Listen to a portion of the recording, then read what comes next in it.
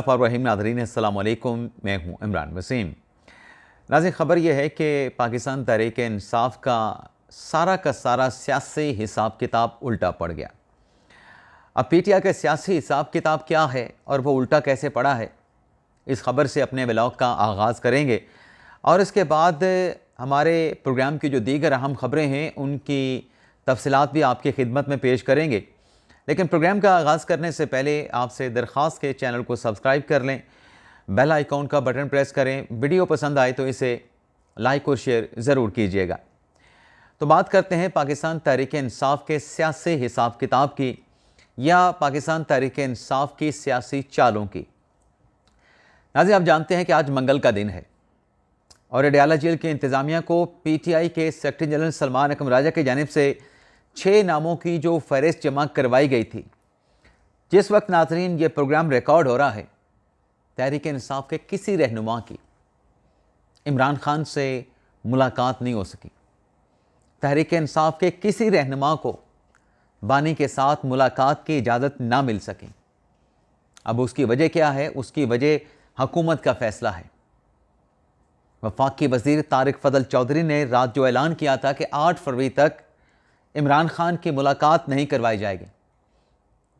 और ये फ़ैसला क्यों हुआ? इसलिए हुआ कि तहरीक-ए-इंसाफ़ ने 8 फरवरी को पहिया जाम हड़ताल और यौम स्याह मनाने का ऐलान किया है। हुकूमत इन मुलाकातों को इसलिए रोक रही है कि इमरान खान के साथ पार्टी के लोग जाएंगे या फैमिली के लोग जाएंगे तो 8 फरवरी से मुतल्लिक कोई नया इमरान खान साहब का पैगाम आएगा और फिर वो पैगाम जो है अफरा तफरी, इंतशार और गैर यकीनी का सबब बनेगा। तो इस वजह से मुलाकात नहीं करवाई गई। लेकिन जो तर्जुमान हैं सोहेल अफरीदी साहब के खैबर पख्तूनख्वा के शफ़ी जान साहब, उनकी तरफ से जो मीडिया के साथ गुफ्तगू की गई उसमें शफ़ी जान साहब ने कहा कि हमें समझ नहीं आता कि जो सुपरिटेंडेंट हैं अडयाला जेल के, इनका बैकअप कहाँ से आ रहा है। यानी जो मुलाकातें नहीं हो पा रही, तहरीक-ए-इंसाफ़ की समझ से बात इतनी ऊंची जा चुकी है या समझ से बाहर जा चुकी है कि ये मुलाकात अडयाला जेल का सुपरिटेंडेंट क्यों नहीं करवाता। हालांकि बात इतनी मुश्किल नहीं है, बात बड़ी आसान है। हुकूमत की तरफ से मुलाकात का ऑप्शन दिया गया है, लेकिन मुलाकात का ऑप्शन तहरीक-ए-इंसाफ़ कैसे एक्सरसाइज करेगी या तहरीक-ए-इंसाफ़ को इमरान खान से मुलाकात के लिए एक्सेस कैसे मिलेगी, जब शफ़ी जान साहब अडयाला जेल के बाहर ठहर के ये बयान देंगे कि इमरान खान के साथ जब भी मुलाकात होगी, इमरान खान जो भी पैगाम देंगे उसे बाहर आके हम पब्लिक करेंगे, हम एक सियासी जमात है, इमरान खान का पैगाम नहीं रोका जाएगा। तो फिर कहाँ एक्सेस मिलेगी आपको? इमरान खान से मुलाकात की इजाज़त कहाँ पे आपको मिलेगी? अब शफ़ी जान साहब कहते हैं कि मुलाकात नहीं करवाएंगे तो हम धरना देंगे, और कर्नल साहब मुलाकातों को कंट्रोल करते हैं और मुलाकात करवा दें तो धरना नहीं होगा तो हम घर चले जाएंगे। तो इस वक्त तक तहरीक-ए-इंसाफ़ के लोग वहाँ पे मौजूद हैं। रात गए क्या होता है, ऑपरेशन होता है, कैसे जगह खाली करवाई जाती है, फिर रात की कहानी कल सुबह के व्लॉग में आपके साथ हम शेयर करेंगे। लेकिन आज़ें, शफ़ी जान साहब ने एक और बात भी की है। शफ़ी जान साहब ने कहा, क्योंकि आज वज़ीर आज़म ने मुज़ाकरात की एक मरतबा फिर बात की है, तो शफ़ी जान साहब कहते हैं कि मुज़ाकरात के दो ही नुकात हैं। एक, उन्होंने कहा कि नए इंतखाबात करवाए जाएँ, और दूसरा उन्होंने कहा कि हमारा मैंडेट वापस किया जाए। अब इन दोनों बातों में तज़ाद मौजूद है। आप सिर्फ एक बात करें ना कि हमारा मैंडेट हमें वापस कर दें, तो मैंडेट वापस लेने का तो आपके पास भरपूर मौका मौजूद था जब पाकिस्तान पीपल्स पार्टी ने आपके साथ रब्ता किया था और पीपल्स पार्टी ने आपसे कहा था कि हम आपको वोट करते हैं, आप वज़ीर आज़म बनाएं, बाकी फार्म 45, फार्म 47 के जो मामलात हैं आप अपना वज़ीर आज़म ले आएँ, आप मरकज़ में अपनी हुकूमत बना लें और हुकूमत बना के आप फार्म 45, फार्म 47 के मामलात को देख लीजिएगा। तो आपने तो मौका अपने हाथों से गंवा दिया था, अपने हाथों से आपने मौका गंवा दिया था। और फिर तज़ाद देखें, कहते हैं नए इंतखाबात कराएं। अब नए इंतखाबात में किसको मैंडेट मिलेगा, किसको मैंडेट नहीं मिलेगा। और दूसरा मुतालबा आप करते हैं कि हमारा मैंडेट हमें वापस किया जाए। जब आप असम्बली ख़त्म करके नए इंतखाबात करवाना चाहते हैं तो मैंडेट का फैसला तो अवाम ने करना है, हुकूमत ने आपको फिर मैंडेट कहाँ से देना है। अब नाज़रीन, ये मुलाकात वाले मामले की डिटेल आपके साथ शेयर करने के बाद अच्छी खबरें पहले आपके साथ शेयर करके फिर जो सियासी ख़बरें हैं उन सियासी ख़बरों की तफसीलात आपकी खिदमत में पेश करेंगे। नाज़रीन, आज पाकिस्तान PIA की निजकारी नीलामी का अमल मुकम्मल हो गया। निजकारी का अमल तो अभी चलेगा, लेकिन नीलामी का अमल मुकम्मल हो गया और निजकारी के प्रोसेस में बड़े इंकशाफात हुए। मैं पहले बात करूंगा एयर ब्लू की, जिसे ओन करते हैं शाहिद खाकान अब्बासी साहब। मईशत पे बहुत ज़्यादा बात करते हैं, कारोबार पे, बिज़नेस पे बहुत ज़्यादा बात करते हैं। उनकी कंपनी की तरफ से, एयर ब्लू की तरफ से कितनी बोली लगाई गई पाकिस्तान इंटरनेशनल एयरलाइन की? जब तक मैंने देखा सिर्फ 26 अरब रुपए की। और जब एयर ब्लू ने 26 अरब की बोली लगाई तो आरिफ हबीब कंसोर्शियम ने 121 अरब और लकी सीमेंट कंसोर्शियम ने 120 अरब की बोली लगाई थी। और वक्फे के बाद जब दूसरा मतलब अगला राउंड शुरू हुआ तो लकी कंसोर्शियम ने 134 अरब की बोली लगाई PIA की, और आरिफ हबीब ग्रुप ने, कंसोर्शियम ने 135 अरब की बोली लगाई। और PIA के 75% जो हिस्से हैं वो आरिफ हबीब कंसोर्शियम ने जीत लिए।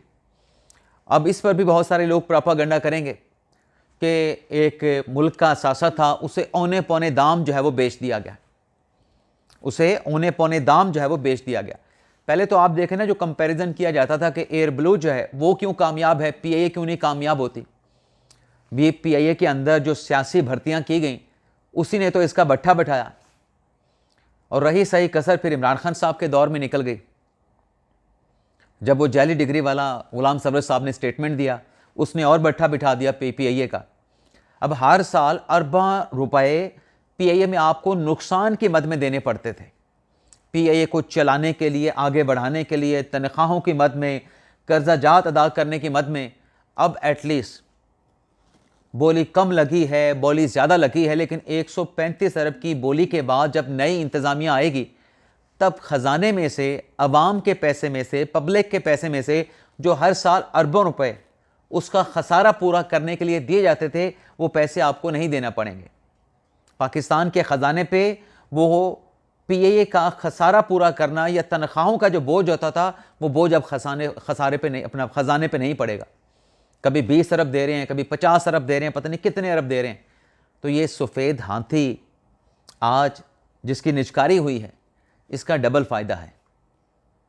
एक, ये इदारा अब चलेगा पब्लिक प्राइवेट पार्टनरशिप के तहत, और दूसरा, ख़जाने से पैसे निकाल के इस कुएं में झोंकने नहीं पड़ेंगे।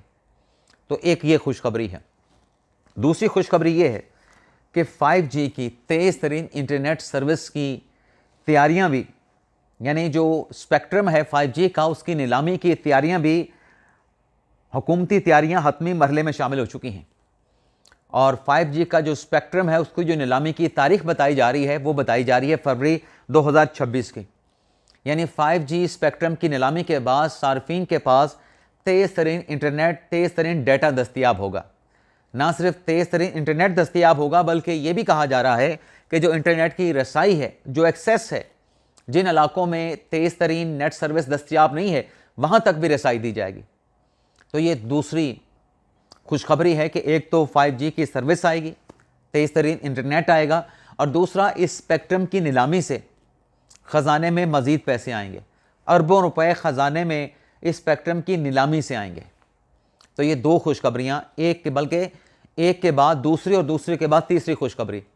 पहली खुशखबरी, जो पाकिस्तान का लीबिया के साथ दिफाई साजो सामान की फ़रोख्त का मुआहदा हुआ, पाकिस्तान ने फ़रोख्त करना है, लीबिया ने ख़रीदना है। दूसरी अच्छी खबर, PIA की नीलामी का प्रोसेस मुकम्मल हो गया। तीसरा, ये 5G स्पेक्ट्रम की नीलामी जो कि फरवरी 2026 में एक्सपेक्टेड है कि ये काम भी हुकूमत कर जाएगी। अब नाज़रीन, एक अदालती ख़बर भी सुन लें, उसके बाद फिर आ जाते हैं हमारे व्लॉग की जो टॉप स्टोरी है। अदालती ख़बर नाज़रीन ये है कि ईमान ज़ैनब मज़ारी और अली हादी चट्टा के ख़िलाफ़ जो केस आज जज अफजल मंजूका साहब की अदालत में चला, 5 गवाहों पे जिरा मुकम्मल होना थी, लेकिन 2 गवाहों पे जिरा मुकम्मल हुई। तीसरे गवाह जो कि कंप्लेनेंट भी हैं, अनीस अहमद, उनके ऊपर हादी चट्टा साहब की जो जिरा है वो जारी है। और जज अफजल मंजूका साहब ने जो केस की समाअत है उसे 5 जनवरी तक मुलतवी कर दिया है। लेकिन अली हादी चट्टा ने, जो कंप्लेनेंट थे अनीसुर रहमान, उनको कुछ ऐसे सवालात पूछे जिनका जवाब देने से अनीस रहमान ने इनकार कर दिया कि उन सवालात पे अनीस रहमान का ये कहना था कि जो सवाल आपने पूछे हैं ये केस मेरे पास है नहीं।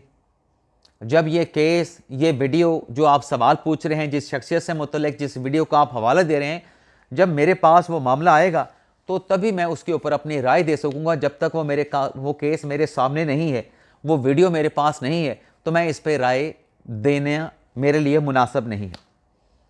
अब नाज़रीन आते हैं फील्ड मार्शल साहब के डंके आलमी सतह पे कैसे बजे हैं और फील्ड मार्शल साहब का नया खड़ा क्या है और ताकत का तवाज़न कैसे तब्दील हुआ है। अब इसके खबर की डिटेल आपके साथ हम शेयर करते हैं। खबर नाज़रीन है कि चंद रोज़ पहले जो वाशिंगटन डीसी में फील्ड मार्शल आसिम मुनीर और पाकिस्तान की अस्करी सलाहियत, कैपेसिटी और ताकत से मुतल्लिक जो आर्टिकल लिखा गया वाशिंगटन टाइम में, अमेरिकन जरीदे में, उसमें आसिम मुनीर साहब की जो सलाहियतें हैं, उनका जो विजन है, उसका एतराफ़ किया गया। और इस बात का एतराफ़ भी अमेरिकी जरीदे के आर्टिकल में किया गया कि जो पाकिस्तान की मिलिट्री सलाहियत, जो स्ट्रेंथ है, जो ताकत है, उस ताकत को लेके ट्रंप और ट्रंप के इंतज़ामिया हैरान हुए हैं। और उसमें यह भी एतराफ़ किया गया कि आसिम मुनीर साहब के आने के बाद या मौजूदा रजीम में जो इंडिया के लिए टर्म इस्तेमाल होती थी फर्स्ट इंडिया की, वो तब्दील होकर पाकिस्तान को फ़ौक़ियत हासिल हो गई है। दूसरा नाज़रीन, जो लीबिया के साथ मुआहदा हुआ पाकिस्तान का 4.6 बिलियन डॉलर का, जो कि पाकिस्तानी रुपयों में 1288 अरब रुपए बनते हैं।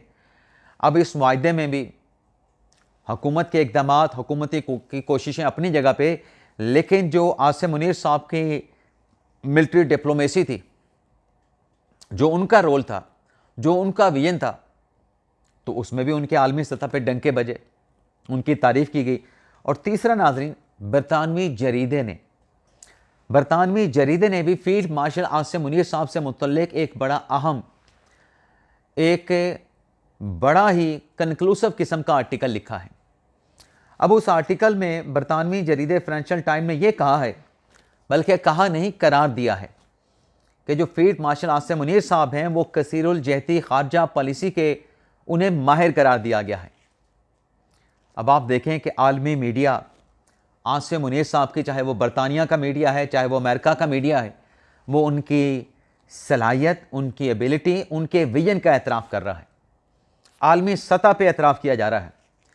और फिर नाज़रीन, तकलीफ़ किसको हो रही है? आलमी मीडिया जब फील्ड मार्शल साहब की बात करते हैं, पाकिस्तान की मिलिट्री ताकत की बात करते हैं, तो तकलीफ़ किसको होती है?